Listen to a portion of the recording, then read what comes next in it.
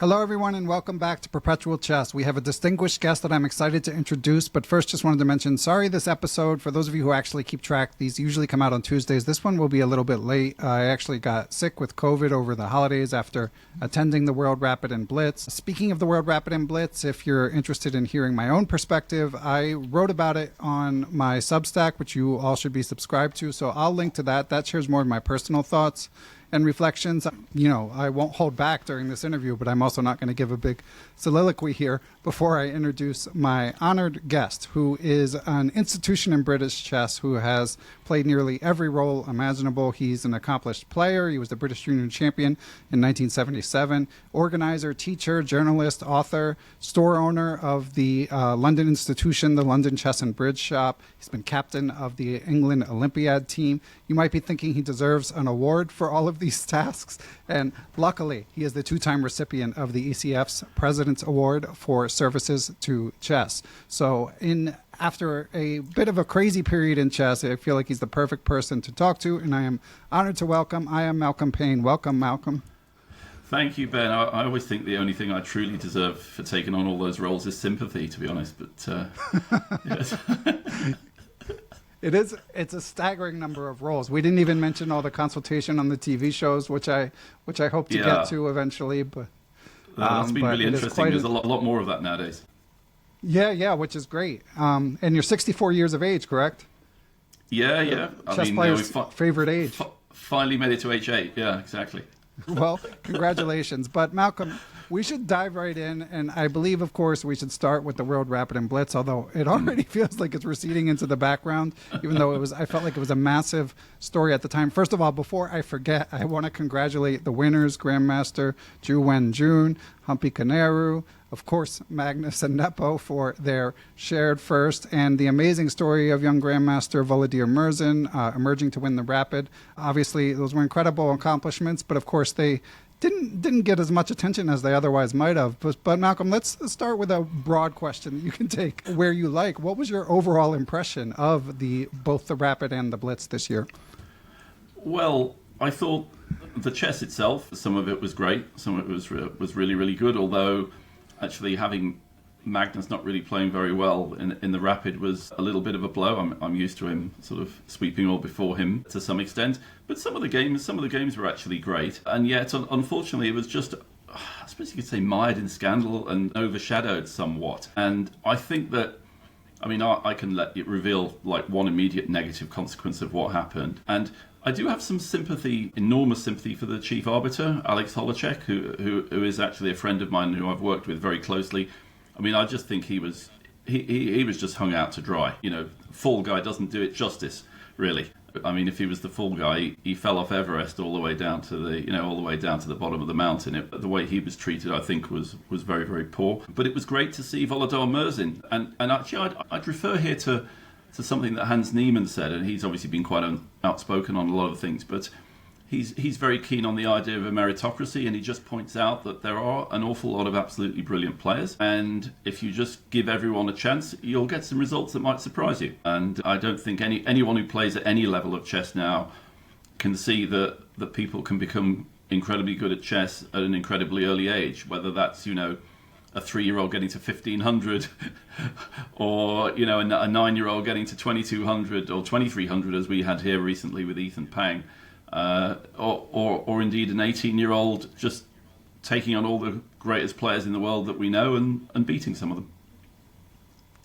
Yeah, I was struck by that point as well. For what Malcolm is referring to for listeners is in all these take interviews that IM Levy Rozman did with players on site, there was about a 10-minute interview with Hans Niemann where he highlighted the difficulties of breaking through. He was actually talking about it vis-a-vis freestyle chess, which we will get to, and which is going on as we record this on Tuesday, January 7th, and the lack of wildcard spots in that. But he was saying people like Murzin, there might be a million of them, especially as quickly as people are able to improve online now, as Malcolm alluded to. And Murzin, we're lucky that he found his way, because obviously players are paying their own expenses in most cases, and just to make the trip from someplace like Russia probably has to be $5,000. So a lot of people, I mean, expenses included. So a lot of people aren't able to pull that off, and then we're deprived of these stories. And instead, we get stories like you mentioned. So your friend who was the organizer, were you referring to, so of course there were several incidents within this tournament that, as Malcolm alluded to, generated negative headlines. There was the Jeans Gate, as it's already famously known, Daniel Dubov skipping around as some sort of protest, and of course the headline of all the headlines, the draw at the end. Were you referring to a specific incident, Malcolm, or just the general vibe of all those things put together? Yeah, I mean, Alex was the chief arbiter. The organisers were FIDE, and he was just engaged to implement the rules as he saw them. And yes, I think this point that Hans Niemann made to Levy was spot on. You know, there could be so many more great players if everyone just got a chance. And to that extent, actually, I think, you know, chess.com are to be applauded in terms of the way that, you know, more or less everyone can enter some of these tournaments. And it's actually something that Magnus has pointed out as well before. You know, some years ago Magnus was talking about a world championship should be truly open to everyone. This is some years ago, and I think there is something in that. And okay, FIDE have made some steps in that regard by broadening the methods in which you can qualify for the candidates. But he was treated terribly in that Alex has very limited experience of dealing with the press, for example. You know, where was the FIDE press officer in this? Why was NRK allowed to question Alex in that way? I mean, a football/soccer referee here, they are protected from the media. You will never see an interview on BBC or any of the networks, or even NBC, which covers soccer in the States, for example, would never get to a referee post-game after a controversial decision. That's just not allowed. And they literally put him out there as their spokesman. And, you know, he got some death threats afterwards. Jeez. So, that's yeah, awful. from Norwegians. And one of the things I can tell you is that I've asked Alex Holacek to tell me where they came from, where these threats came from. And I want to publish them. Because these people will be people who are interested in chess. At least one of them I noticed was Norwegian. And I think that this kind of stuff just needs to be aired. You know, people need to understand there's a consequence for their behavior. I don't want to let that one go. Yeah, I actually missed Alex's interview with NRK. Could you, both for me and for our listeners, summarize what was said in it? Well, what I thought was fairly short, but that they were simply asking him what he did, why it happened, whether, I think maybe they asked him whether he thought it was reasonable. I can't remember, which for Alex just isn't an issue. As far as he's concerned, he's the chief arbiter. He's got a set of rules, and he just does what it says in the rule book. I mean, he's always been completely straight like that. And my personal opinion is that this dress code was completely ridiculous. It's ill thought out, produced by a commission that, frankly, hardly functions. I went to one of the meetings in Chennai. I think there were 4 of us in the room with the three people on the commission. And it's ironic, isn't it, that the only chess player in the world who's ever been engaged by a major fashion brand as a catwalk model falls foul of a dress code and is effectively kicked out of a tournament. I mean, that in itself just epitomizes how incredibly stupid, how incompetent FIDE were on this matter. And where was FIDE? You know, I think that Arkady Dvorkovich wasn't there. That's something maybe we can explore. It's very odd that he wasn't there. I wonder if it was a visa issue. I found that very strange.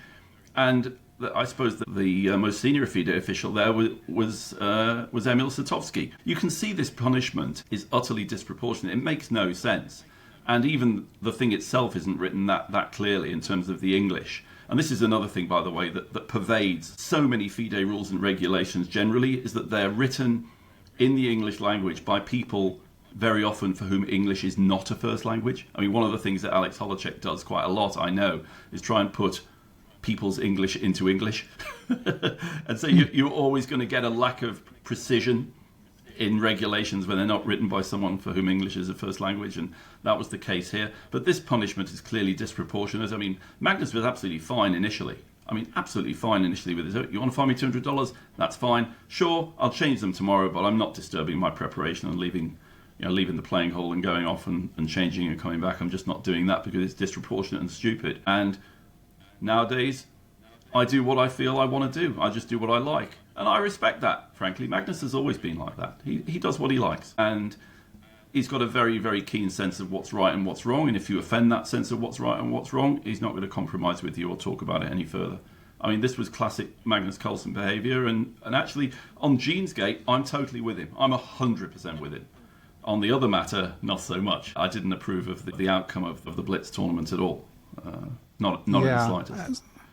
Yeah, so I don't approve of the rules, but I understood why we ended up where we did with someone trying to enforce them as written. I'm probably not quite as strident as you on Gene's Gate, but definitely share your opinion on Magnus and Nepo agreeing to draw the match, right in the middle of a tense playoff. Could you elaborate, Malcolm, on what bothered you about that? Oh, well, just the destruction of the integrity of sporting competition. That's what bothers me about it. Well said. Bingo. Can you imagine Federer and Nadal getting to 2 sets all and 6-6? No, sod this. No, can't be bothered with a tiebreak. No, I'm not doing this.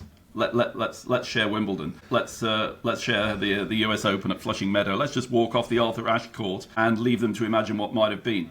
No, it's absolutely absurd. But again, this is incompetence from FIDE, because the tiebreak regulations, and Magnus pointed this out, actually allowed for these things to go on forever. Yes, hi Magnus on the mug there. Actually, it wasn't planned.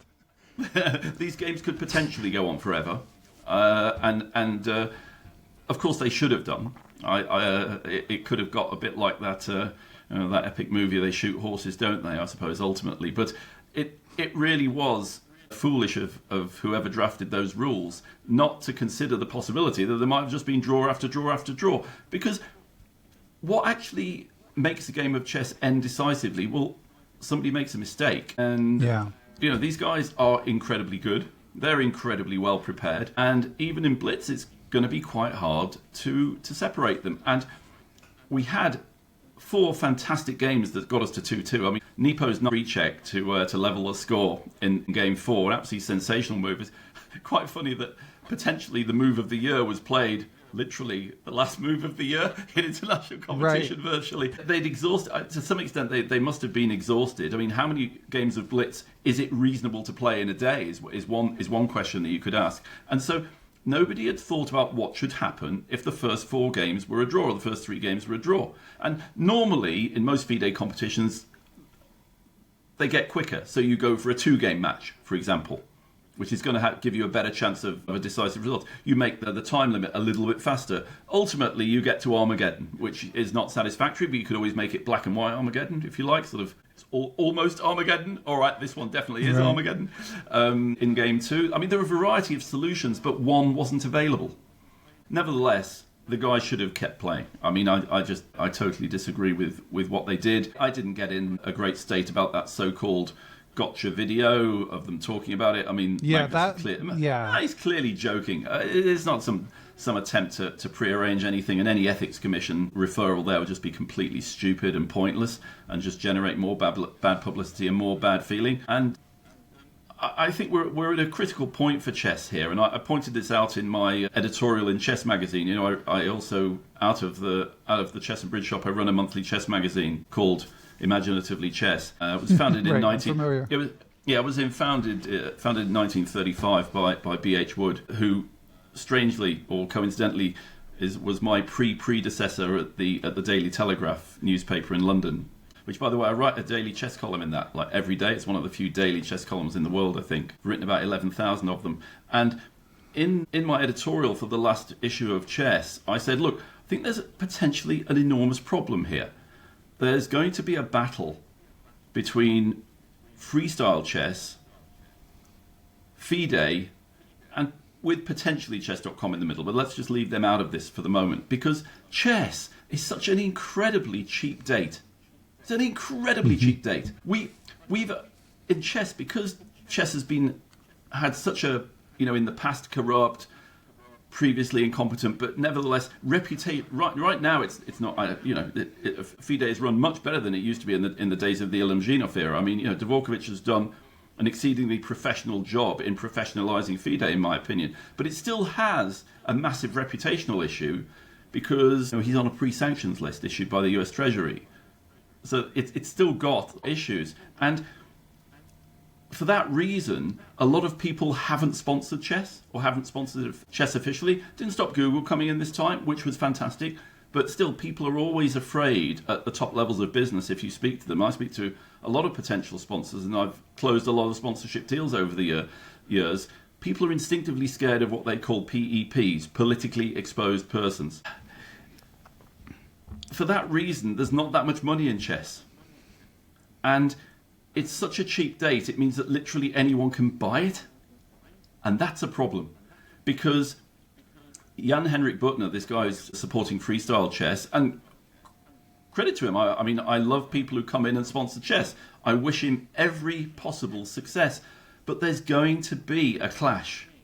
Because for Jan-Henrik Butner, you know, he can just raise a little bit of money from somewhere. You know, let's say £12 million is one of the figures I heard, or maybe it was $12 million. But that's really a very, very small amount for a global sport like chess. And all of a sudden, he's got 26 of the world's best players on his roster. Yeah. And suddenly there are 5 tournaments in the calendar. And these dates are taken away from FIDE. And all of a sudden, he wants to call it a world championship, which suddenly is infringing on FIDE's basic sort of, you know, unique selling point. Its key bit of IP, the right to sanction something as a world championship. So we've got a huge problem here of competing claims over territory. And the territory that we're talking about are the calendar, the physical calendar, the 365 days of the year when you can sponsor, when you can host a chess event, and of course all the players.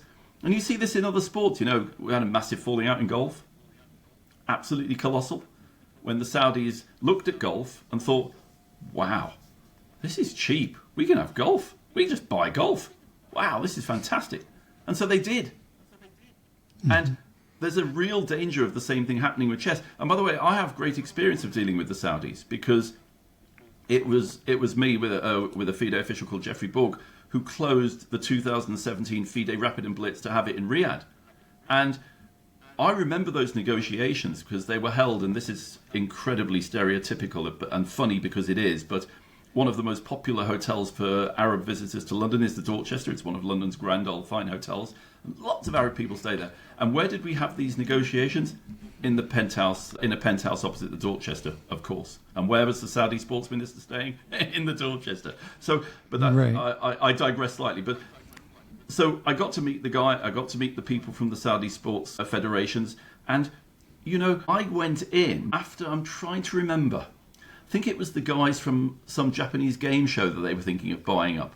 And then after me, there was another sport. And they just wanted to buy them. They just wanted to bring them to Saudi Arabia. And I remember Jeffrey Borg said to me, "Well, how much should we ask for?" And he put a figure on it. And I said, "Are you joking? Come off it. You know, we should be looking for $3 million here, minimum." And now looking back on it, probably should have asked for 5. But the point is that anyone with substantial funds can buy chess. You can buy the whole of chess for, you know, a 7-figure sum. And that makes it incredibly vulnerable to this kind of turbulence. And the reason I mention it now is that I think part of Magnus Carlsen's frustration with FIDE was the difficulties in the negotiations between freestyle chess and FIDE, which led, of course, to that press release from freestyle chess, which FIDE then had to sort of slightly counter and say, we didn't actually approve that. And so this fight is going to carry on. And for that reason, I think FIDE have to be incredibly careful and diplomatic. I just don't think that that necessarily the organisation has within it that, you know, those diplomatic skills. I mean, I think Arkady Dvorkovich certainly has them, but some of the other people in there probably don't. And it was clear to me, you know, perhaps someone could refute this, but it was clear to me that Arkady woke up wherever he was, Moscow or somewhere, and thought, "Oh my God, what a shit show," you know, and tried to sort it out. And to his great credit, I think he managed it. You know, Magnus was back in. This is Gene's Gate, just to be clear. Yeah, he sorted out Gene's Gate. He thought, this is ridiculous. You know, we can't lose the GOAT for our big sponsor event, which was on the rest day after the Blitz. And he literally. Yeah, but then of course, I don't know to what extent all these issues played a role in the premature conclusion to the match with Nepo, but it certainly probably didn't have zero impact. Yeah, I mean, I think Magnus has already. I mean, I can't get inside Magnus's head. How can I? But I have a lot of experience of dealing with him, and also his father, who's a lovely guy. And I just think he probably just got a bit fed up, I mean, I just thought he looked at it and he just thought, well, this could just go on forever, and I've had enough of this place. Yeah, and it was New Year's Eve, which because Exactly. of the aforementioned finance. finance. I mean, it sounds a bit glib, but he probably had a dinner reservation. Yeah, no, in New York, it's no easy task. I mean, a lot of people, first of all, for all of the grandeur of the ball dropping or whatever, a lot of people want no part of being in New York on New Year's Eve. So it's possible he was in that camp and wanted to get out of there. Or if you have a dinner reservation, you also want to get out of there. So I don't condone his behavior. I thought it was awful, terrible spectacle, terrible for chess, etc. But I mean, I don't think that should have been taking place on New Year's Eve. It is strange. It is strange to have a tournament on New Year's Eve. It really, really is. I was delighted, though, that there was something in New York. I mean, it was great because American players have always been so disadvantaged because they're so far away from the action. I mean, Rex Singfield's St. Louis project is the most wonderful thing, but it can't totally compensate for the huge lack of opportunity that is generally the case for most American players. I mean, I remember meeting Fabiano Caruana's father because I actually played Fabi at the US Amateur Team East, which is a tournament that most American chess players would be familiar with, I think. I played that, I think it was in 2002. Fabi might correct me, but we had to play some team and there was a little boy, I can't remember how old Fabi was then, maybe 9 or 10 or something like that, and I got a handy advantage very quickly, but then he resisted like hell and it ended up in a draw, and I thought, goodness me, how old is this child? He's going to be absolutely fantastic. And after the game, I noticed someone who I knew from, because I'd played him at Hastings, Grandmaster Miron Scher was one of Fabi's early coaches.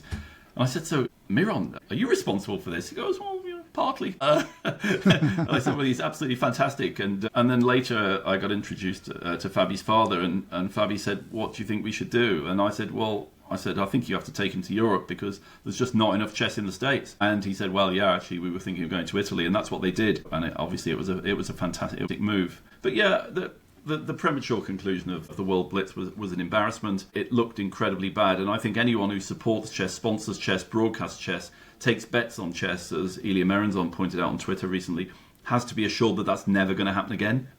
I think the regulations need to be checked. I mean, I have some sympathy for the person who drafted them and got them completely wrong, because I actually got the tiebreak regulations completely wrong for the London Chess Classic one year.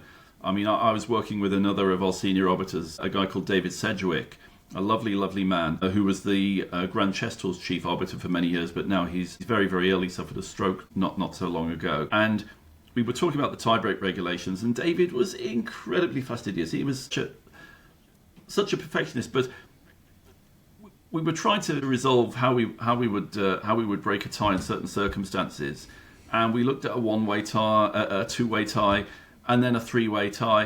And I said, well, David, three-way ties, what's the likelihood of that? He said, I don't think there's any possibility of that happening. He said, that would be so unlikely if that happened. This was one of the time when the Grand Chess Tour was essentially the London Chess Classic. We used to host the Grand Chess Tour to be part of the London Chess Classic, the main event. And, of course, it happened. It was terrible because actually Maxime Vachier-Lagrave was extremely disadvantaged because of these tiebreak regulations that we concocted, which were just turned out to be inadequate.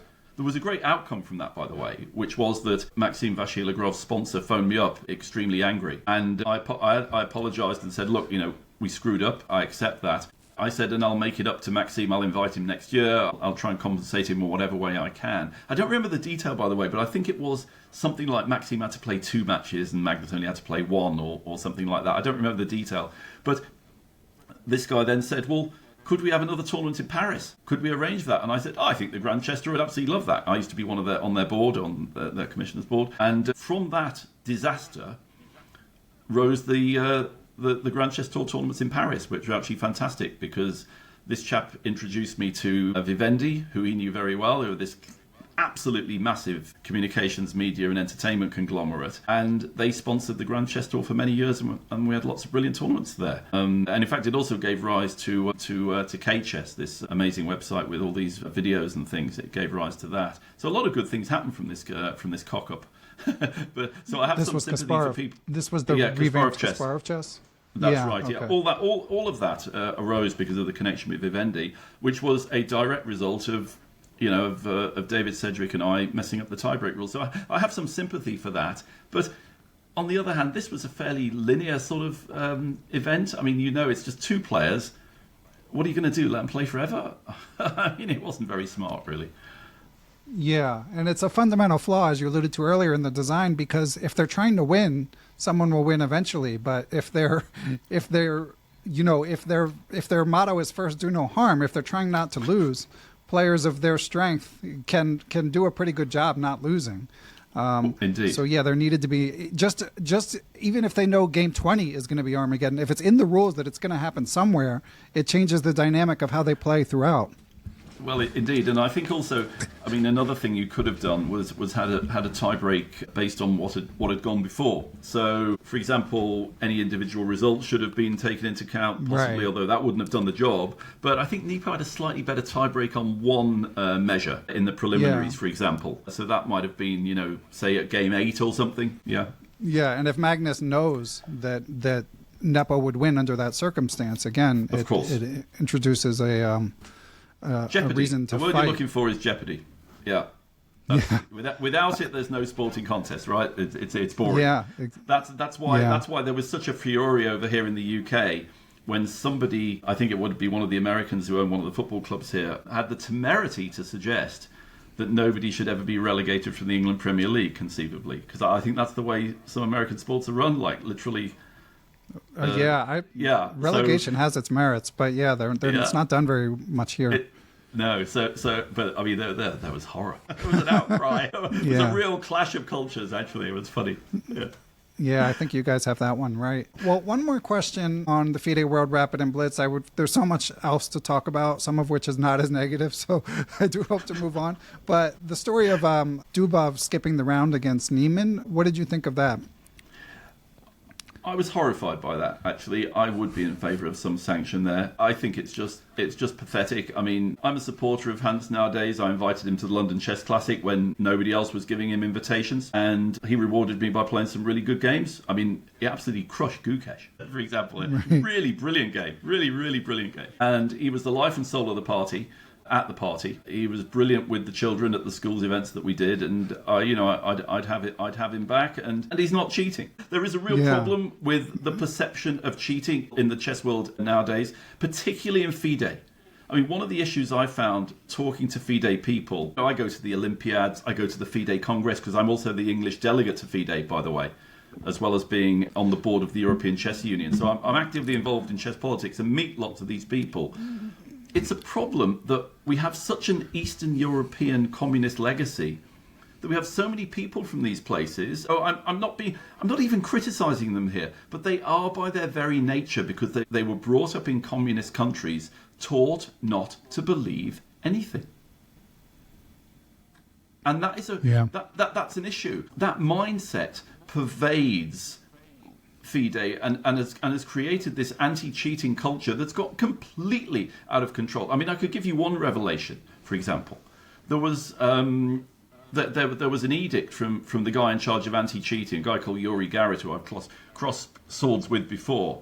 I had to tell him to get lost at the Olympiad in Chennai once, which I'll tell you about. But he had the idea that the arbiters might be cheating and that they couldn't bring their phones into the arbiters' office, which didn't make the arbiters too happy. I mean, give us all a break. Give us all a break. I mean, particularly when you've got spectators in such close proximity to players anyway, signing autographs. I mean, if you're signing an autograph, I could hand you over a pen at that point, or a device, or anything. You don't have to be a member of the Magic Circle or a magician to slip something into somebody's pocket or go beep at the appropriate time or buzz or something. I mean, they started picking on the arbiters. Unbelievable. Absolutely unbelievable. Yeah. I mean, there's this climate of paranoia, and it's great for Hans in some ways. I mean, in some ways, of course, it leads to him being discriminated against and not getting invitations and things. But it also works incredibly well in his favour, which I'm sure he's aware of, but he doesn't talk about. But I'm going to talk about it. And that is that he lives rent-free in a lot of these guys' heads.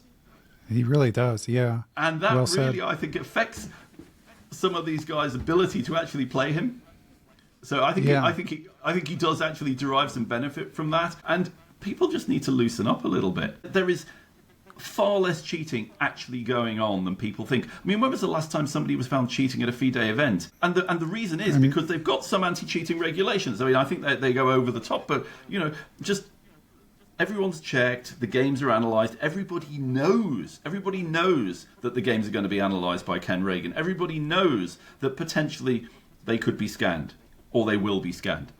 And this is such a disincentive to anyone who wants to cheat. Until we're in the era of the microchip up the backside, then frankly, I think there's far less cheating going on, and I think that we just all need to calm down a little bit. And I think some of the world's best players would probably do well just to calm down and just play Hans Niemann as on the basis of his moves, and literally let the chess speak for itself. Yeah. Well said. Yeah, and I echo your sentiment. I mean, I just can't believe that because you have a personal gripe with an opponent, in what other competition can you just sit out one round, and then return the next round as if nothing happened? And obviously, like, he got in the playoff. It had a massive impact on the whole results of the tournament. So again, damaging the sporting integrity. Exactly. Again. Yeah.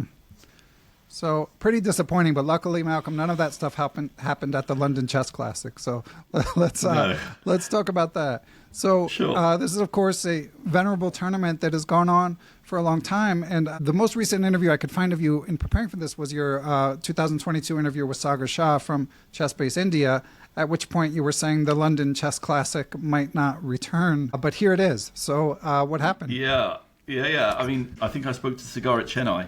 The Chennai Olympiad, if I recall. Yeah, the tournament started in 2009, right. And it did very well. It was a great tournament. We had some great games. Magnus Carlsen played, Vishy Anand played, Vladimir Kramnik played. I mean, all the world's greatest players played the London Chess Classic pretty much. And the thing is that after the original sponsor had sponsored it, I think 10 times, I just thought it wasn't right to ask him anymore. It just didn't feel right. And I think, he's a wonderful, wonderful guy, and he may very well have done it, but it just felt wrong. And so I looked around for other sponsors. I managed it once. Well, we had COVID. Then I managed to find another sponsor, and now we have another sponsor, and they're great. And I'm actually currently planning the 2025 London Chess Classic, actually, taking due care and paying due care and attention, because of course we have the freestyle tournament in Cape Town, December 5 to 12, which is potentially getting in the way. So, you can see the issues. They affect everyone, right? They affect everyone. Yeah. And you managed to have it in the Emirates Stadium where Arsenal plays. How'd you pull that off? Yeah, I mean, Arsenal, a English Premier League football/soccer team. I pulled it off because, well, I was just looking for venues at fairly short notice. I got the sponsorship agreed at fairly short notice, and I was actually struggling to find venues that could accommodate me day after day after day after day. And I looked at some football stadiums just because I thought that they'd be... Well, I'd looked at them before. I'd looked at Chelsea before. I'd looked at West Ham before. I'd been to Wembley, and I tried Arsenal, but they actually weren't taking any events post-COVID for a little while. And to my surprise, they said, yes, we're available again. So I looked at it. It's quite close to central London, and it's got the space. It's essentially, we were using the hospitality area. So when you go to a football match, you can sit in a normal seat, or you can pay more and enjoy maybe a bar or and the screens and all that kind of stuff. And those tickets cost a lot more. And then there are like boxes where only the corporates go. And so we hired two of the big hospitality spaces, and even with that, there was a bit of an issue. I mean, it was a real struggle in the end. And the struggle was that what what I've always known but never come face to face with, if you like, apart from looking at my TV schedule, is that Sky Television, under their contract with the English Premier League, can actually change the dates of matches to suit the schedule or other sporting events. And so I got the venue from date A to date B, but they couldn't tell me whether we could have the venue on the 6th day or the 7th day, because they weren't sure when Manchester United were going to play Arsenal. And I had to wait until a few weeks before I actually knew which day we were going to be there. And in the end, we couldn't have it on, I think it was the Wednesday. So we had to pack everything up. And the venue, that Arsenal very rarely taken multi-day events. They do things like exams or weddings or that kind of stuff. And so they didn't have anywhere to store our kit. So we had to take it somewhere and then bring it all back the day after the football match. I went to the football match, by the way, Arsenal against Manchester United, in which I have absolutely no interest, and it was very dull. And the day after, we put the whole thing back together again and started over. And we had a great tournament. Lots of decisive games, lots of interest. Was so delighted that that Gwaine Jones won. That he's back to his best. In fact, I think he's playing as well as he's ever played, and it's such a popular victory because of the death of his wife, Sue, who actually his photo, well, you can't see because it's obscured by my head, but I think if I move slightly to the side somewhere, I think she's definitely there, sort of to the right. Yeah, so it was a hugely popular victory, and he played incredibly well. I was also delighted to get the women's world champion Ju Wen-jun in the tournament. That was also a great coup. Yeah. That was really, really nice. And at the end, we always have a dinner. I've developed a couple of things for interaction with, if you like, the corporate world. So we have something called the Pro Biz Cup, which is pairs chess, where someone will donate to the charity. The thing is run by the charity Chess in Schools and Communities, which is the charity that started back in 2009 to put chess into government schools in the UK. So if they make a donation to the charity, they get to play with one of the London Chess Classic elite players against another pair of business person plus elite player. And so we had that event again, which was great. And then we always close the London Chess Classic with a big dinner. And my idea for that was I have all the guests on big round tables, like you do at any banquet or any dinner, but the players, at the end of the ceremony to award the trophy and various other presentations on the charity, the players then go round the room and play the guests. So there's a chessboard on every table, on every banqueting table, and the guests cooperate and discuss the game, and you can pay extra to have a grandmaster on your table to give you advice and all that sort of thing. And then Vitugiov will come and play a move, then Gwaine Jones will come and play a move, then Ju Wen-jun will come and play a move, Shreyas Royal will come and play a move. All the players contribute. And this year I managed to get Magnus to come along, because he was actually at the Abu Dhabi Formula One Grand Prix, and I thought, well, he's probably going to go back to Norway, so why not come back via London? So managed to get one of the charity donors to assist with that, and Magnus came to the dinner. And we auctioned off a couple of blitz games against Magnus. And so somebody bid £15,000. I mean, the bidding went on a real long time. I can't tell you. I think the bidding went on for like 10 minutes. We started it, I think, £2,000, and it went up in about £500 at a time. And eventually got to £15,000, and that bid won. And the winning bidder asked if he could, in his words, nominate my champion in the great medieval tradition, Ben. And his champion was Luke McShane, and Luke played a couple of games against Magnus. And the first one, Luke was pushing a little bit, actually, with the black pieces, but Magnus, rather amusingly for Magnus, given his views on stated comment that he doesn't believe in fortresses, made a fortress and drew. But then in the second game, Magnus played the most fantastic game and sacrificed his queen to finish off, and the place erupted. It was fantastic. So we had a great dinner to close the London Chess Classic, and we had, how many do we have? We had over 1,000 school children coming to the Emirates. What I do is I use the venue in the morning and the early afternoon for the schools, and then in the afternoon and early evening I have the elite event and the side events like the International Open and the amateur tournaments. So I get maximum use out of the venue every day. So that's a good overall, idea. It was a great event, absolutely great event. Sounds fantastic. And I mean, I have so many potential follow-ups from that, but one is, were you involved at all in Vitugiov coming to England? Oh, very, very closely, yeah. Nikita contacted us a couple of years ago or so. He was living in Spain. He'd obviously left Russia, after Putin's invasion of Ukraine, and I think he just wanted to bring his child up here, actually. Yeah. So he contacted us, and it's extremely difficult here with chess because it's not recognised as a sport by the government, and for that reason we can't get a chess player who wants to come and live here a sports visa. It's also difficult to get them a talent visa. So it was very, very hard. But Dominic Lawson, who's the president of the English Chess Federation, very strong player in his own right. He is the son of the former finance minister, Chancellor Nigel Lawson, who was the finance minister in Margaret Thatcher's government, and his sister is Nigella Lawson, the famous cook that some listeners will probably be familiar with. Yeah. Dominic had fantastic contacts in the Conservative government, and we managed to ease this through. It was also helped by the fact that I was negotiating with the government on getting money for chess because Rishi Sunak, the former Prime Minister, decided chess was a good thing, and therefore we had Dominic had his contacts, I had mine, and we managed to get Nikita a residence in the UK, which is great, and he plays for England, which is lovely. It's fantastic. And there was a feature on chess.com recently, and he's very eloquent when he talks about Russia's invasion of Ukraine. I mean, his reasons for coming obviously are very heartfelt, and obviously it's a welcome addition. Even as an American, I don't want the U.S. to get any more players. It's more fun. No, it's more fun when things are sporting. It's good that he wanted to be there. He wasn't bought. Yeah, that's right. Well, there's this wonderful John Oliver sketch, isn't there? I think it says America's buying up nerds. I think he said. Well, yeah, that was a Magnus line too. Yeah. Yeah. No, I mean, that was. I also felt, by the way, that as you know, I'm a former professional player. I mean, it was never that good, but I played chess full time for many years, and during the English chess explosion, we had a particular style of playing. We were incredibly uncompromising, but we weren't really that sound.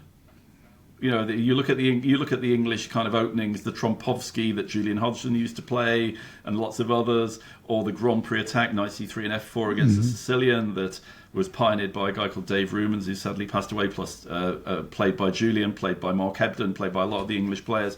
None of these openings are particularly good on an objective level. And what I thought we've always lacked here in Britain was what I would call Soviet chess culture. And for that reason, I was particularly pleased to have Nikita here, both for his, obviously what he brings to the team in that sense, but also what he can bring to our younger players as well.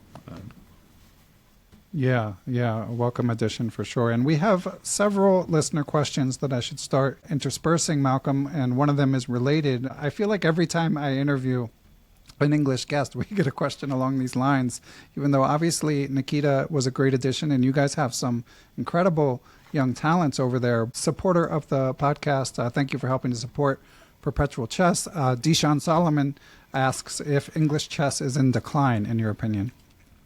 It absolutely was. I mean, we hadn't made a grandmaster for forever. So there's no doubt that it was in decline. What I would say is that with the efforts of Dominic and myself to get money from the government, which we succeeded in doing, by the way, $500,000 into the English Chess Federation over 2 years, it runs out at the end of March, as well as some other steps, I think I've arrested that decline.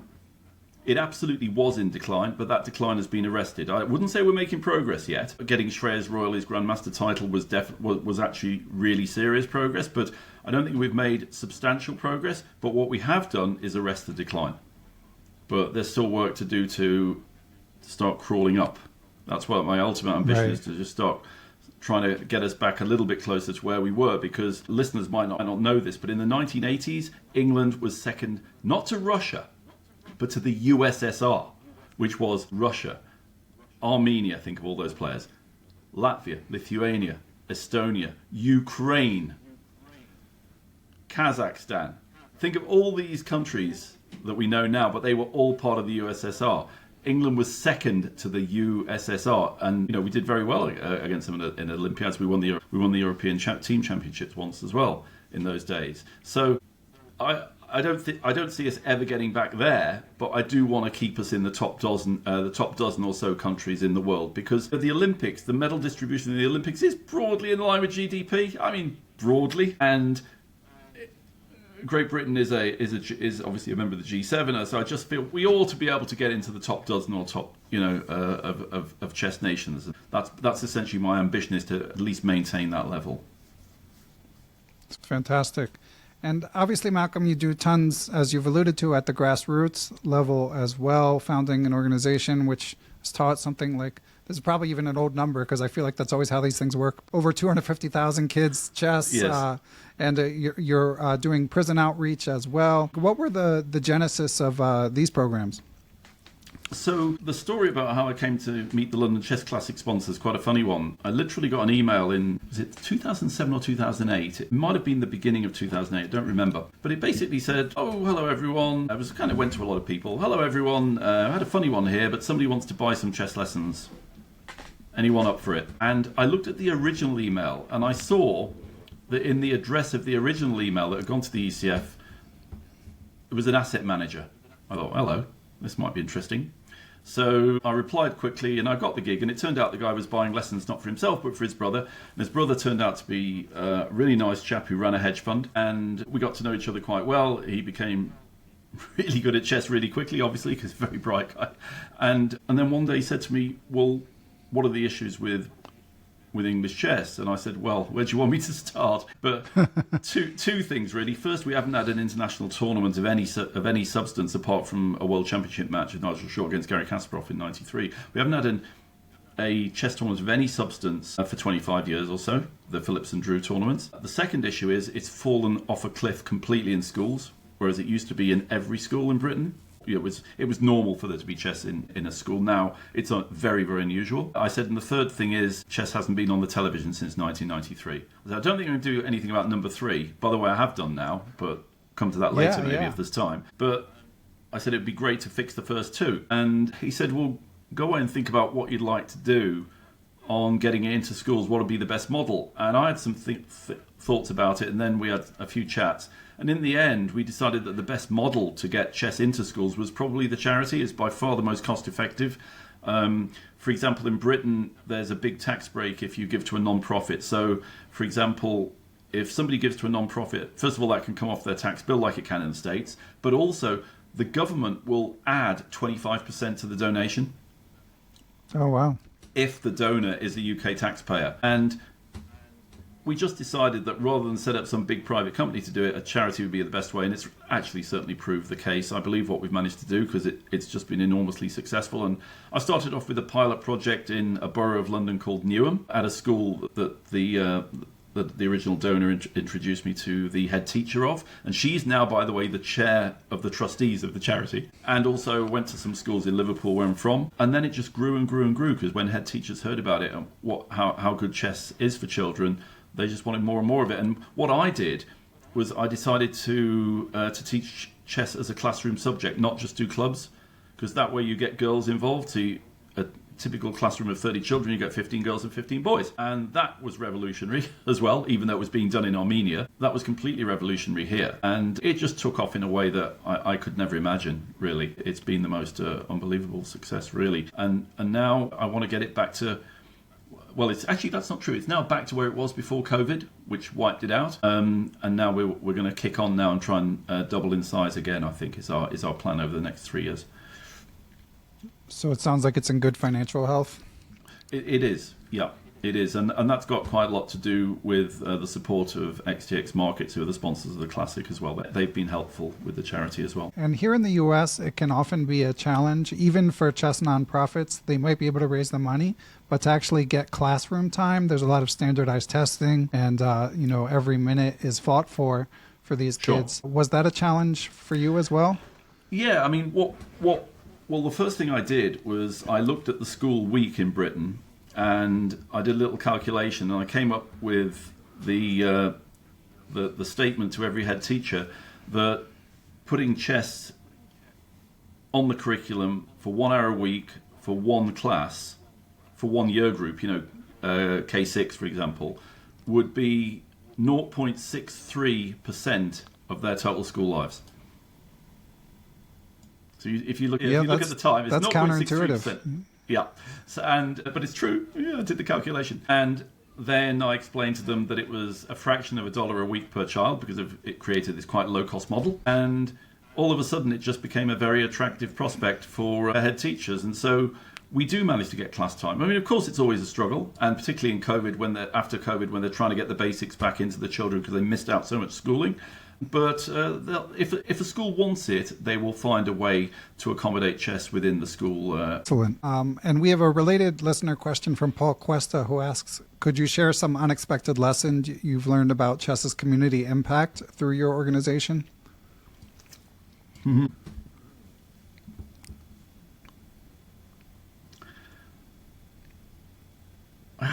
Some unexpected lessons. Let me think. I don't think really you'd mind if question. they were expected. Yeah, no. Some unexpected. I think I would say with the prison, with the prison program, it was a surprise to find out how many good players were there. Yeah. When I go and do a simul in a prison, it's a tough one. You know, if I play 20 or 30 prisoners, there are always going to be a few decent players in there. That was something of a surprise.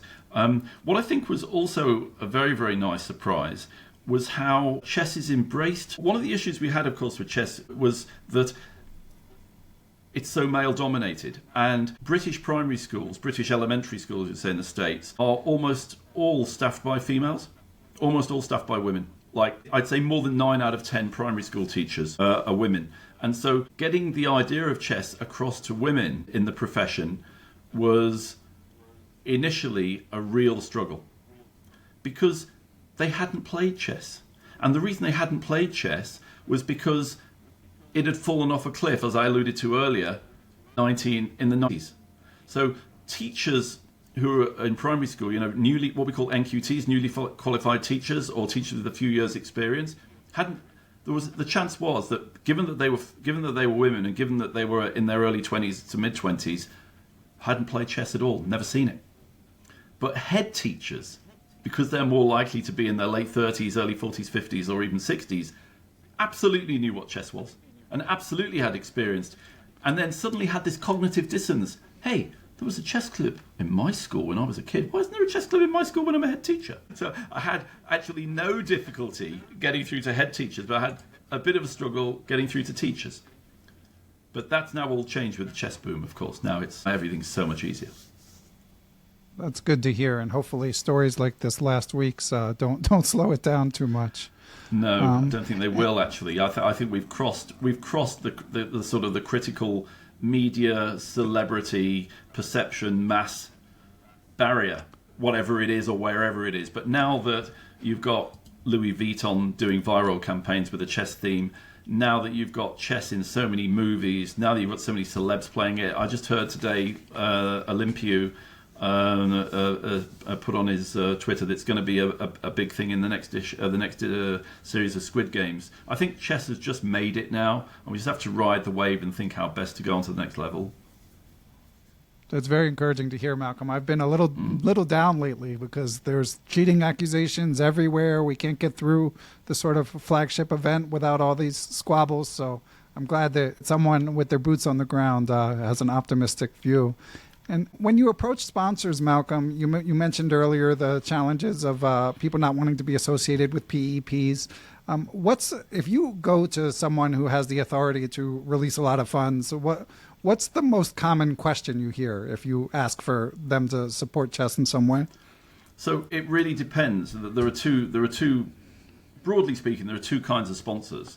One of them sponsors it because he likes it, and the other sponsors because he thinks it'll be good for his company, and that the responses and the questions that you get are completely different. So I wouldn't say there's a single answer to this, but the chess enthusiast, usually it's all about the event and what can they come and watch and what can they come and participate and what can we do for the employees. For the person who's looking at it commercially, it's more about how will my brand benefit from this, and are there any, what will the corporate events look like, what will the media coverage look like, that sort of thing. So it really depends. I mean, one of the reasons I think this may be wrong, but I'm fairly sure it's right, that NatWest, which is one of the big banks here, sponsors rugby, is because the chief executive of previous years liked it. You know, it's right. a lot. Sometimes it's just a personal thing like that. I mean, one of the times that Disney sponsored chess, for example, was because the guy who ran the French division of Disney was getting chess lessons for his kid. And Bashar Kouatli, who used to be head of the French Federation and deputy president of FIDE, saw the opportunity, approached him and got the deal. You just have to that's the thing, you have to take your chances when they come.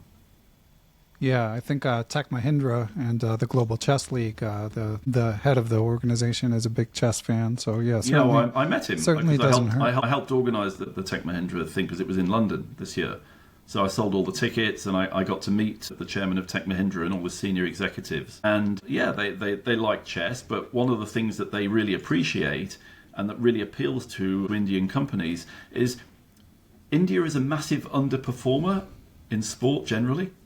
Like, you're talking about a country, 1.246 billion, I think it was, something like that, the last time I looked, and it gets virtually no Olympic medals at all, right? But now they dominate chess. They dominate cricket to some extent, although they just lost to Australia, but virtually nothing else. And so chess is something that it's just fantastic. I mean, that's why Narendra Modi, the Indian Prime Minister, he's always tweeting about he doesn't miss an event. Yeah, exactly, because it's really important to them.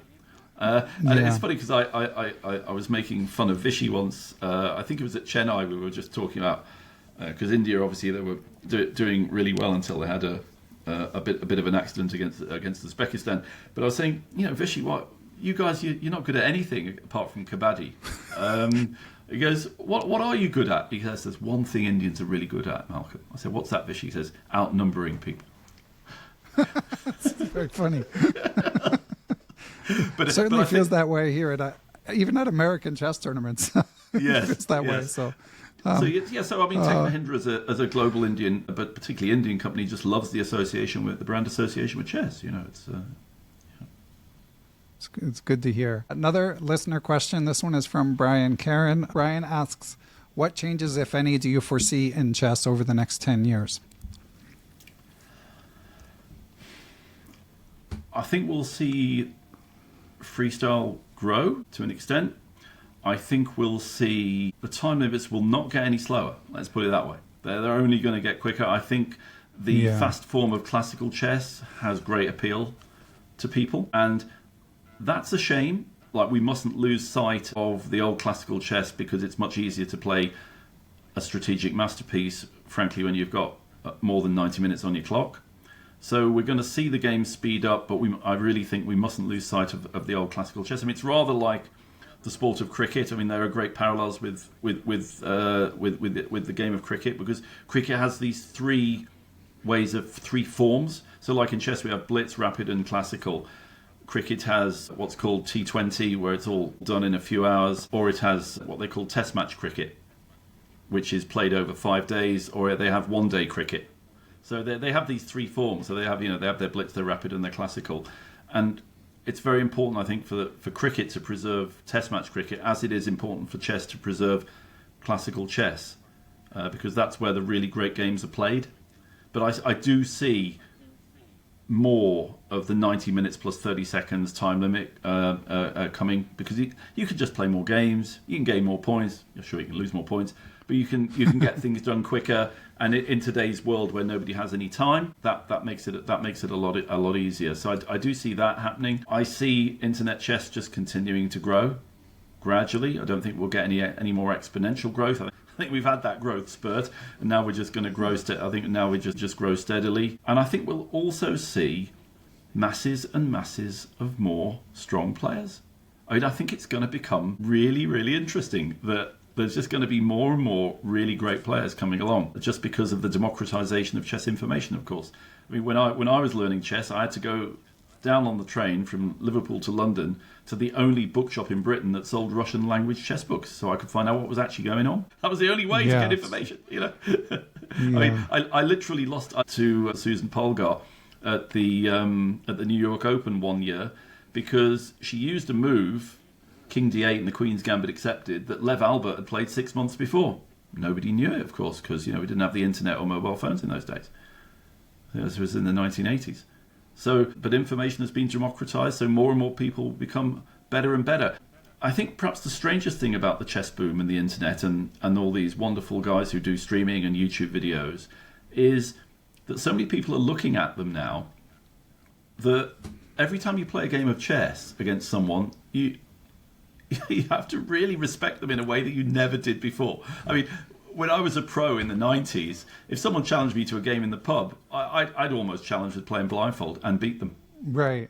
Nowadays, if somebody challenges you to a game, they'll whip out 15 moves of Rye Lopez theory, and I think, oh my god, I'm in for a tough one here. So I've got to say that giving a symbol is a lot harder in the 21st century than it was in the 20th. I can tell you.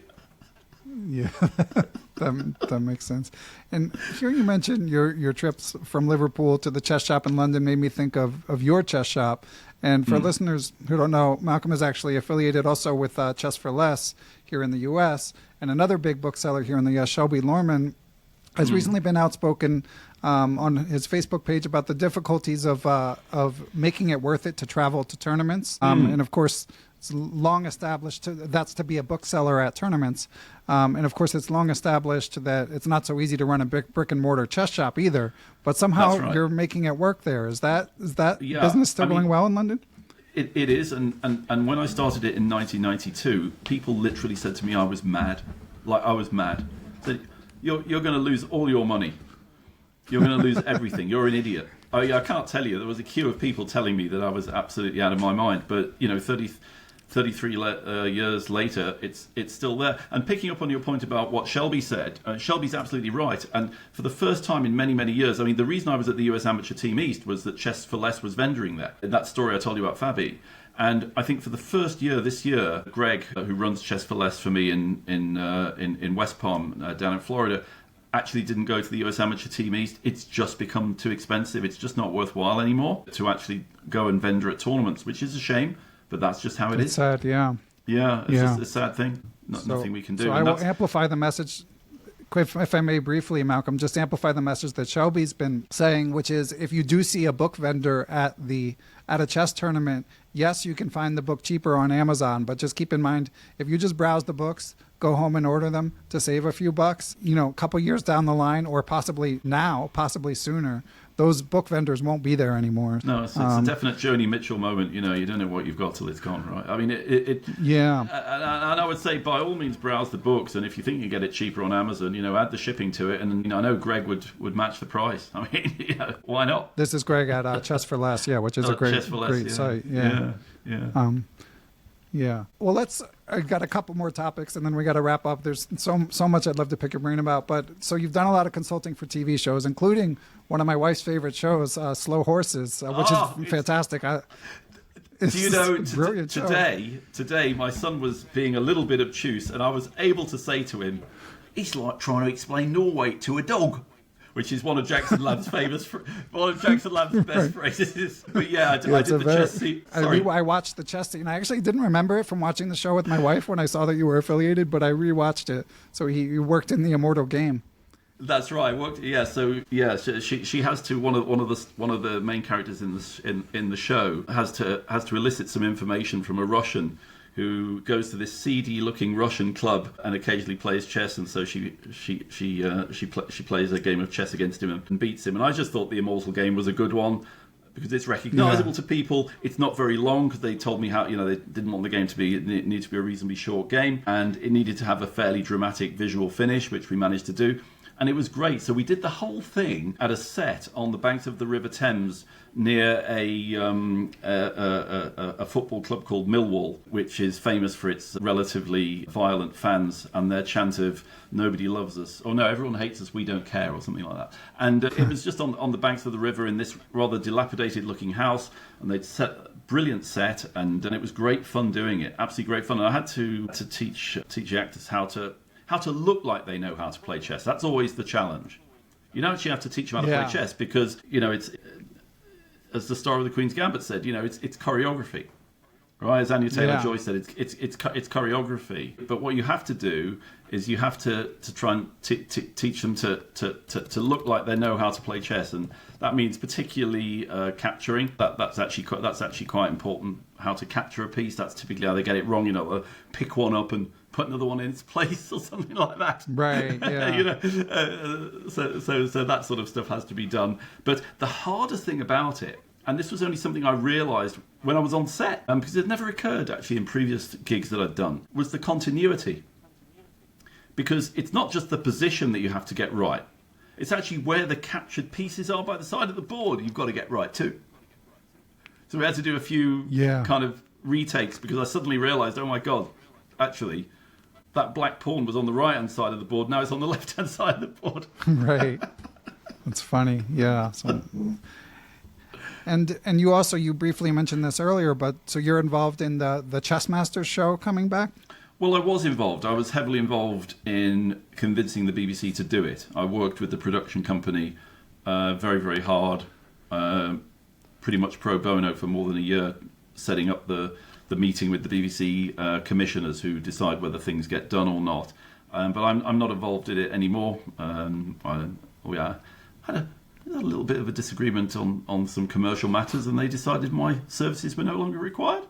That's fine. Okay. But I mean, look, sorry. as far as I'm concerned, it's fantastic. I'm so delighted. I mean, it's been an ambition, a 30-year ambition to get chess back on the television in the UK, and it finally is. So I feel great about it. I hope it's a success. I hope it comes out quite well. One of my employees has actually did the consulting instead.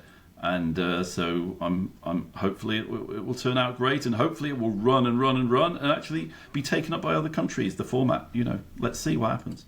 I can't say too much about it but it'll be. It's not a top class tournament. It's more a sort of a reality TV thing, a bit like Bake Off, if you're familiar with that, where sort of amateur people. So Bake Off is where Bake Off, yeah. It's a great show. Yeah, it's essentially amateur players playing in a tournament, and David Howell is commentating along with a guy called Anthony Mathurin, who is a Chess in Schools and Communities tutor, who was also on the Traitors program, which is hugely successful in Britain. So it sounds like since you're not involved, you might, even if you knew, you might not be able to say, but do you know what the timeline in 2025 is, when it's... My understanding is that it will appear in the spring. It's been slightly delayed. I was originally going to be in February, but it's not going to be in February now. But I think I'm still expecting it to air in the spring. Okay. That sounds great. And it's very exciting. Very exciting. And just two more questions, or topics at least. One is one more listener question. This one is from Nahul Marisi, who asks if it is possible, is it hypothetically possible for an independent candidate to become FIDE president these days? Not if Russia doesn't want them. Because when I took on Arkady Dvorkovich, there were lots of reasons for me losing, one of which was not standing for president but only standing for deputy president. That was a clear mistake because our presidential candidate was unacceptable to a lot of people for perfectly understandable reasons. But the Russians put a vast amount of money behind Arkady's campaign. A vast amount. I mean, he had his own plane. He had his own oligarch literally there the whole time. So I don't think it's feasible as things stand.